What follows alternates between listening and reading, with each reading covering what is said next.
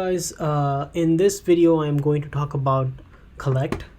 Collect is a method that you would use on a mutable list in order to collect information from a more complicated object, a list of more complicated objects. So if you wanted to take a value from that object and put it in another data structure, you would use .collect. In this situation, we have a list of addresses, and the address object has a street address, a street name, and a zip code, and we want to create a list of street names. So we create a mutable list, and all we do is address list, which is this list right here, address list dot collect, and pass in a function that identifies the address dot street variable. So basically this returns address dot street, and we collect all this information and we put it in the mutable list.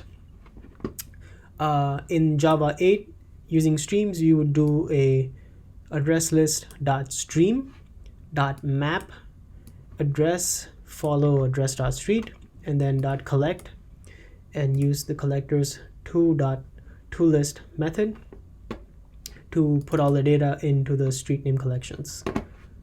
So I'm going to run it, and we can see that the Eclipse Collections Library is a lot faster, and we also know that it's a lot more memory, a lot less memory intensive. So it might be a great idea to use Eclipse Collections in situations when you want to do a .collect. Another interesting thing we can do is a collect if, which is that you basically do a .collect on the list, and the if is an if statement or a function that basically acts as a way to separate data. So you do number list dot collect anything that is greater than 50. Then we want to add 10 to everything, and we want to save it in the number greater than 50 list. So if you print this out, you get 70, 80, 90, 100, and 110. So 70, 80, 90, 100, 110.